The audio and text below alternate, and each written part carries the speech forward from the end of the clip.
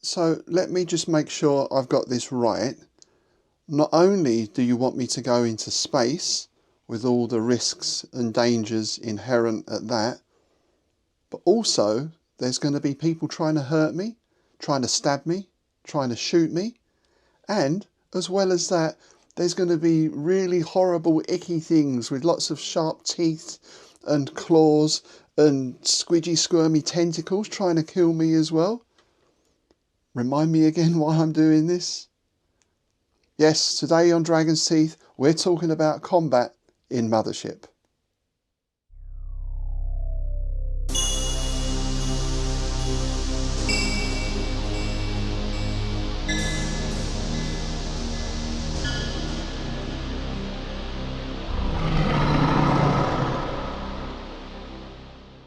Hi, I'm Rob Poyton. Thanks for joining me today for this latest update on our forthcoming Mothership campaign.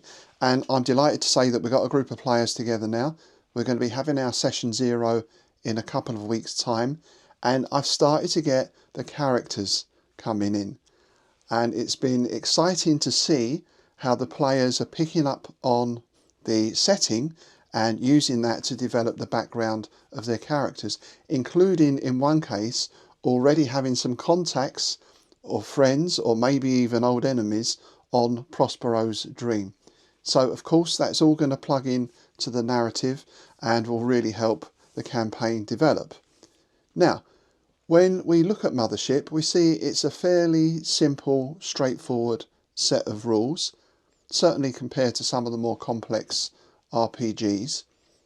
And when it comes to combat, that appears to be no different. However, having had a delve into the combat and a look round on the internet and also listening to a lot of playthroughs on YouTube, it seems that there is an amount of discussion about exactly how the combat is supposed to work. And I think part of this is down to the approach by the Mothership designers, where they're not dotting every I and crossing every T. They're not saying this is the way this has to be all the time. They're giving you quite a fluid system in that you've got some guidelines there and some options. But the great thing with it, at least from my perspective, is you can chop and change and you can alter to fit your game style. Now, probably one of the biggest changes is the lack of initiative in combat. All of us who grew up on D&D and pretty much every other game I can think of has some form of initiative. So the party goes into a room, they encounter a group of whatever it is, roll for initiative. Of course, as I just mentioned, there's nothing stopping you using an initiative. You can even build that into the character stats if you like. But I'm going to take the approach that most people seem to take, which is everything happens at once. A round is about 10 seconds long. And the way I'm going to work it is something happens, there's an encounter, you go around each player in turn and say, what are you going to do? What are you going to do? What are you going to do? Then everyone rolls the dice, including the baddies. Well, who's to say that the players aren't the baddies, but that's another issue. So everything is happening pretty much simultaneously. Of course, in some situations, there is obviously a surprise element. If someone's walking along a corridor and someone creeps up behind them, then yes, they've got the element of surprise. They're going to get that first hit pretty much for free, perhaps with an advantage on the roll as well. So I feel this way, rather than the narrative fit into the rules are fit into the narrative, which was exactly what I was looking for when I was choosing which RPG system to use. The great thing is, as I said before, there's a huge amount of scenarios, the trifold scenarios. If you want to download a PDF, it's a few quid. There's even stuff out there for free. There's stuff up on Drive-Thru RPG for 79 pence. And as I also mentioned before, not only am I looking at Mothership, I'm looking at Cyberpunk, I'm looking at Delta Green, I'm pulling in on all these different systems for scenarios. This means I've got a huge amount of scenarios to plug into the campaign, but I don't have to use all of them. And of course, this is good because it allows me to be adaptable. Wherever the players decide to go, I can fit a scenario into that. Again, I'm not railroading them into, okay, we've done module 1, now we go into module 2. It's much more sandbox, but I can cover pretty much every eventuality. And this is what you get with these short scenarios. 2 sides of A4, you've not got a 40-page kind of dungeon delve.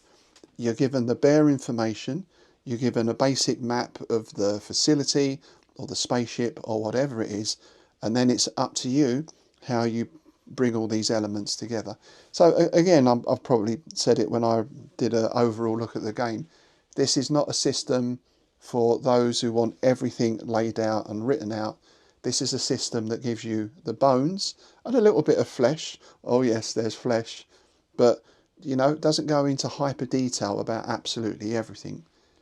And one thing I found when running campaigns, not just RPG campaigns, but we've just wrapped up part 2 of the Bane Wars fantasy campaign as well. 10 mil big fantasy battles.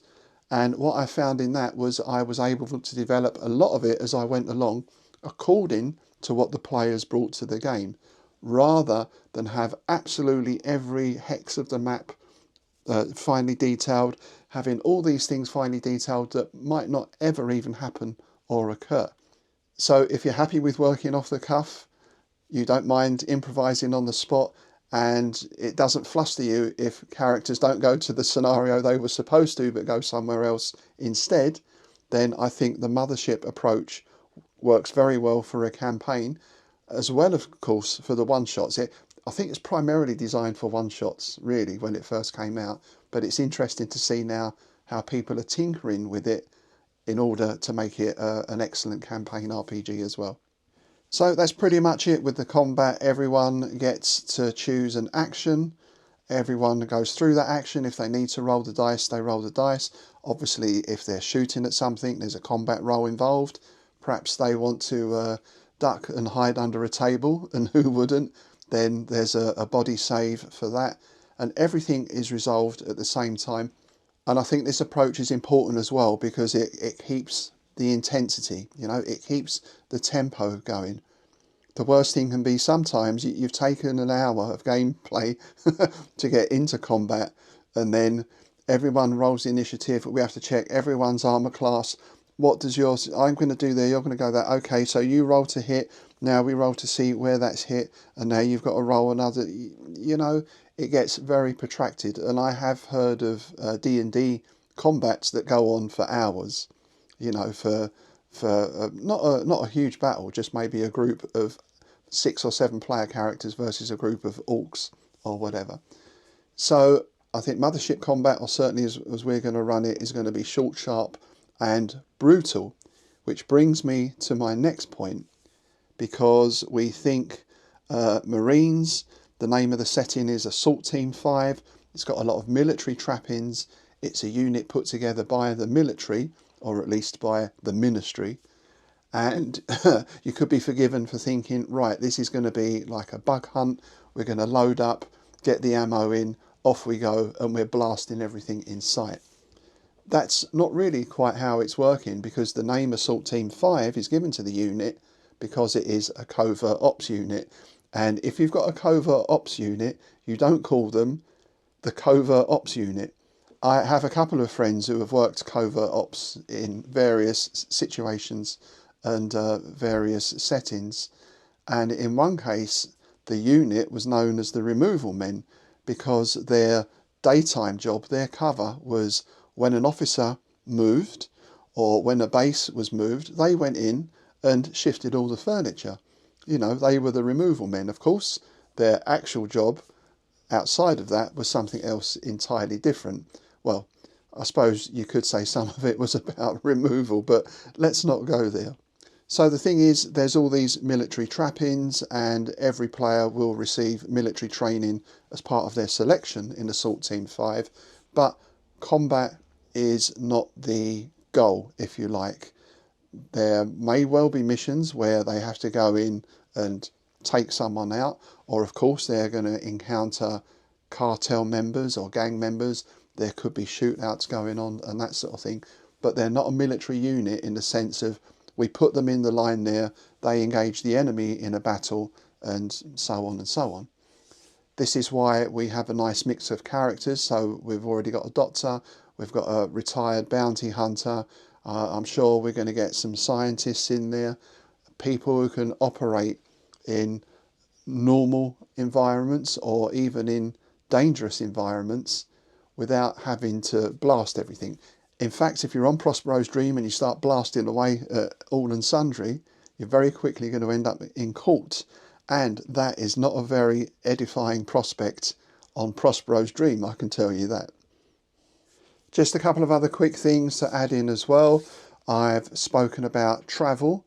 We have sys gates or jump gates in the game. So they're out on the edge of most of the systems.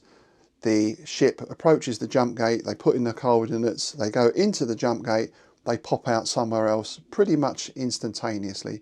This gets rid of the need for cryo chambers and sleep chambers and all that sort of thing. That isn't really part of the setting. And it means that characters aren't spending days, weeks, or even months in hyperspace, which I feel doesn't really work if you've got a lot of things going on across the setting.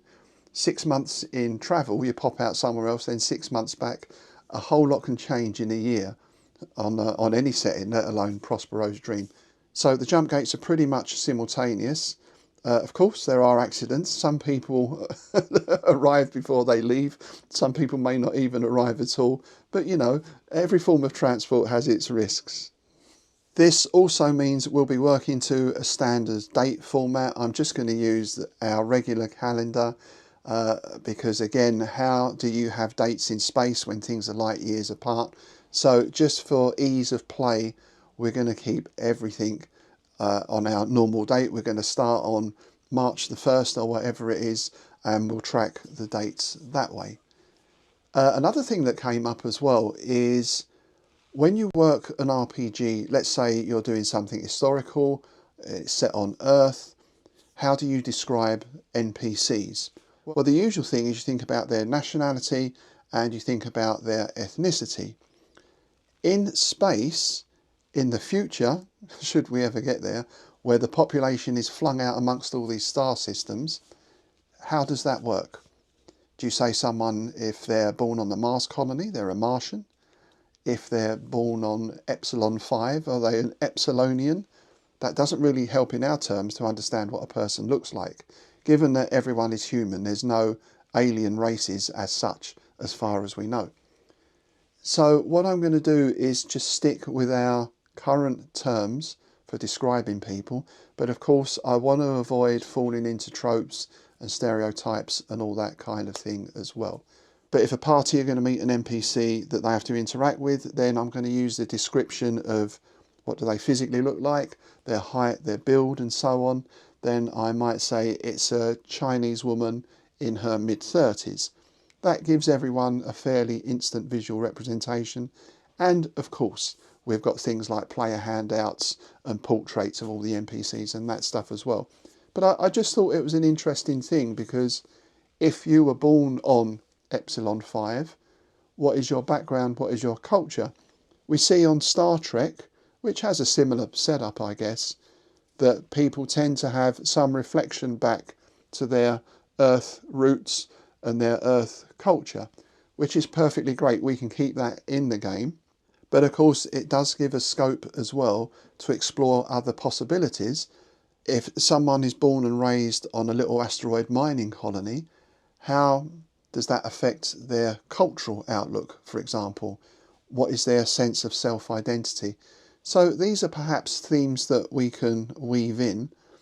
Of course, it being Mothership, perhaps even weave in with that horror angle, because one of the types of horror is that feeling of fractured identity or loss of identity, or your identity being challenged by reality not being quite what you believed it to be. So it just gives us a little extra layer of horror to play with. And at the end of the day, of course, this is going to be a horror campaign. And one thing I liked, as I said before, in the Mothership, in the guidebook, the Warden's Guidebook, is this explanation, very nice explanation of all the different types of horror, from body horror through to cosmic horror and so on. There we are then, that's pretty much it for now. That's how we're going to approach the combat and one or two other things. We're in the final stages of preparation now, so I'm getting those first few scenarios and encounters sorted out. We're playing fortnightly, so that does give me a little bit of breathing time if I need to chop and change anything. And yeah, as I said, having seen those first couple of character sheets come in, I'm really looking forward to see how this party develops, how the characters develop, and how they deal with, well, whatever I'm going to throw at them, really. Okay, thanks again for joining me today. If you do have any comments, questions or suggestions, again, if you run Mothership yourself, how did you approach the combat? I'm always ready to hear any hints or tips. As always, if you haven't already subscribed, please do so. It really does help the channel grow. And I shall see you next time, blaster in hand.